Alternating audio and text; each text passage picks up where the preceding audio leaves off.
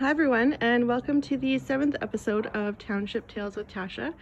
I am here at the Bread and Butter Studio on Dunsmuir Road, and we're about to meet Rosemary Murray, who has done many projects around Esquimalt and Victoria, and I'm sure many of you have seen her work. But before we go in and meet Rosemary, I just wanted to show you this amazing little studio and all of the little great things that you can see in Rosemary's backyard. That's their pizza oven that Rosemary is going to be tiling soon. Some of Rosemary's work. All right, let's go in and meet Rosemary. Hi, Rosemary. Hello, welcome to the studio. Why don't you tell us about these here? These are some images of work I've done in the past. Some of them are community projects and fundraisers. And because in Esquimalt I've done a lot of public artwork. Yes, I've seen your work at Macaulay. My daughter's a huge fan. That's terrific. The thing is, it'll last for many years, and as they grow older, these children, they'll be telling their children about the projects they were involved in. On this table here, we're looking at my most current kind of work, which I'm calling ceramic collage. Oh, neat. And this is my bread and butter. I have had a contract with the BC Women's Hospital since, I think, 1996. Oh, wow. I made about 10,000 tiles. Oh my goodness. And all the babies in BC that go there, if their mothers might be having difficulty, and it's a fundraiser for the hospital. So there are thousands on the walls in the hospital, and it records the child's name, date of birth, and weight. And some of the larger tiles will have different languages and messages to their children. And over here is where I make them, because you have to have molds to reproduce something over and over. Right. You have to be able to make a mold. So I roll out clay and I make it into the size of the mold I'm using, and I use this press to press it. And then when it's dry, it looks like that, then I do a bit of the decoration. Oh, cute. And then I do the hand lettering. This is all hand done.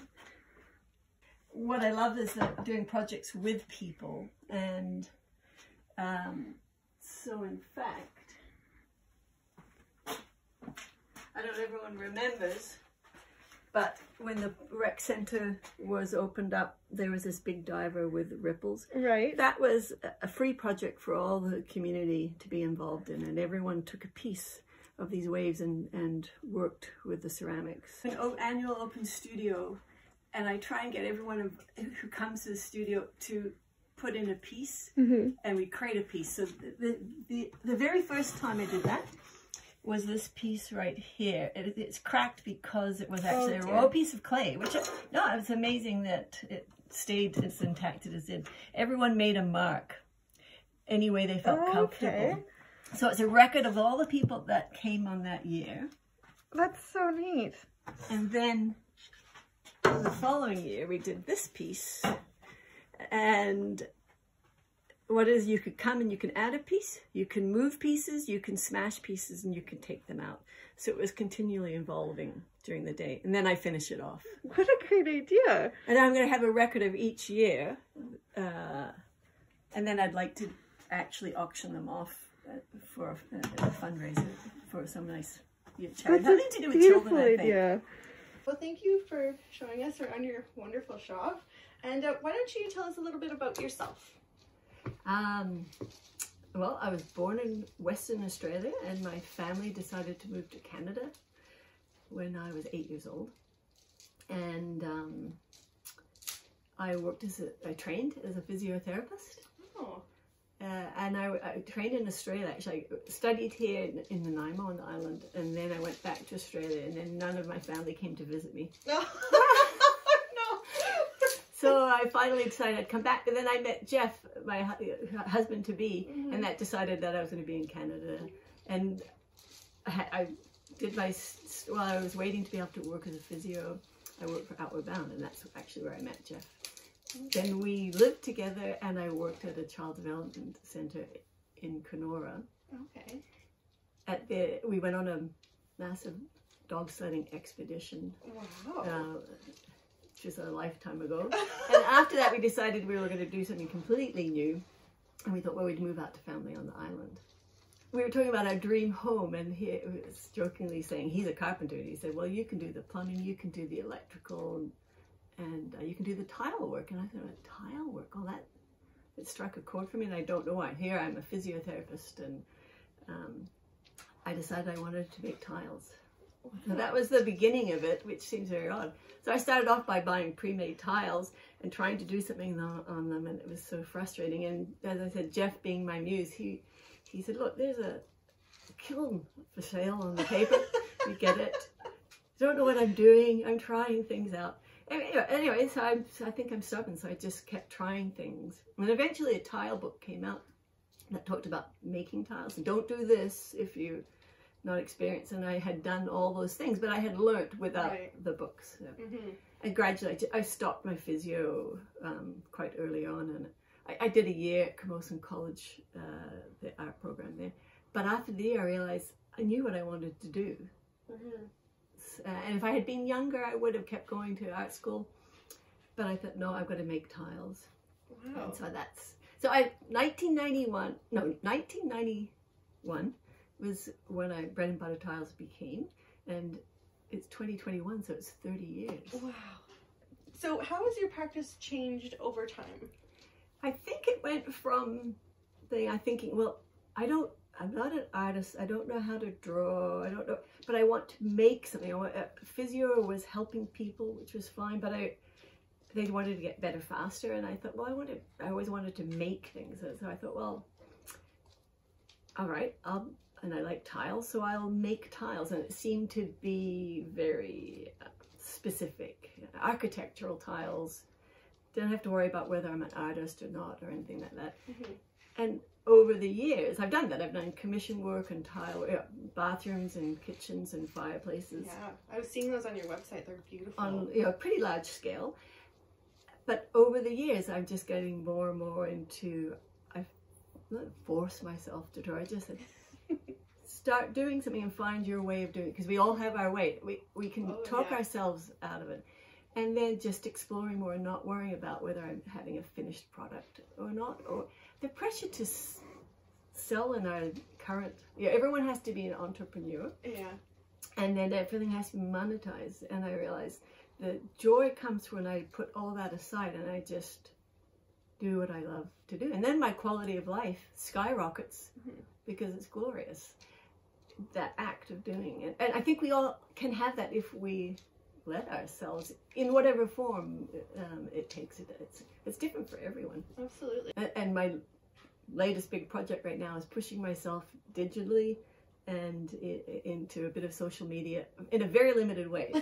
So I have a 1-year project called @Invaluable Lessons on Instagram. Okay. Because it's the only social media that I'm comfortable going to because it's quite visually friendly. And I'm doing it in it's like a tool.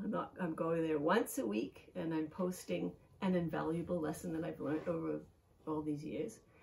And I'm going to check and respond to anything. And then that's it. It's just nothing else. So that's my foray into social media. I love that. That's a fantastic idea. How did you come up with that? Well, because I was looking through sketchbooks and notes I'd written, and I realized there were all these things I had written down because they were important to me at some stage, and I realized some of them really were still important. And I thought, how can I connect with people? And then I thought, well, and then there's Instagram, but okay, if I give it a very specific timeline, then I can meet the challenge. And so the challenge also is to do a piece of artwork that's related to it and use different skills. So I'm now using an iPad, so some of the work will be using Procreate and doing things that I have no idea what I'm doing. Oh, wow. And that's the challenge, is that to do it differently and learn something new and go for a year. So it's only 52 posts. Yeah. And I mean, part of me hopes to engage with people about their invaluable lessons, but I have no expectations of, and I'm just happy doing it. I'm finding I am so happy with just thinking about how I could do it and what the words can be and the imagery. So can you recall the most memorable response that you've had to your work?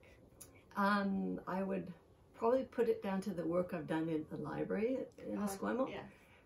The gratitude I have, the librarians would.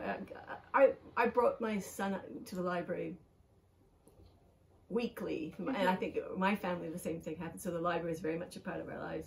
And then when I had an opportunity to do exterior work at the municipal hall, which is connected to the library, the head librarian said,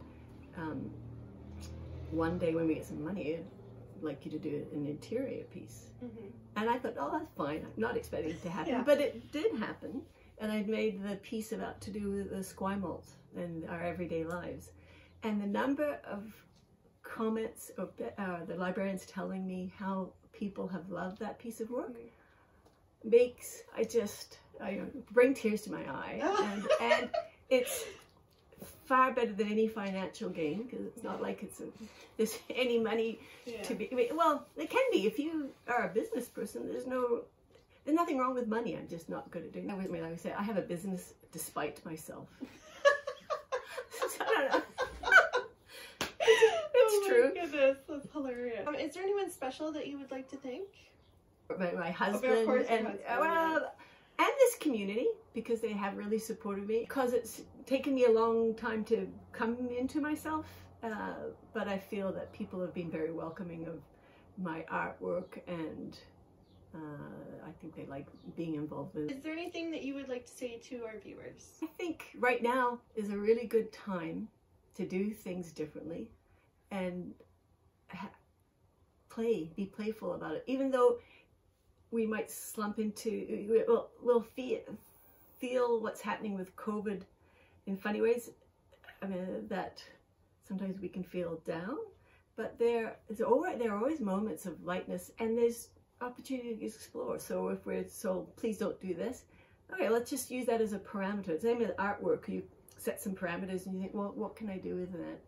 And look at it, reframe it, and try and suck the joy out of whatever you can find in there, because you can make it, this is the worst thing that's ever happened, or you can look for all the little things.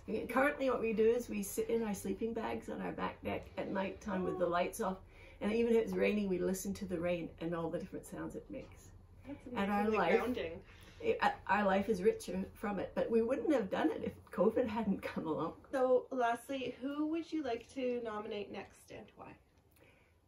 Judith Phillips. Okay. She actually lives on this street. This street's a great street because they are musicians and painters. And she has done, so there are 2 books that have been self-published related to Banfield on the West Coast. And the first book, she did the pastel imagery of buildings there. Oh wow! So she's just this little treasure that we have in Esquimalt, and it'd be really nice for people to know this. Okay, people quietly doing things. Yeah, no, absolutely. Well, that is wonderful. I cannot wait to meet her and hear her tale. But thank you so much, Rosemary, for meeting with me, and I appreciate it. Stay happy, Esquimalt. Very nice meeting you. Thank you. Bye. Bye-bye.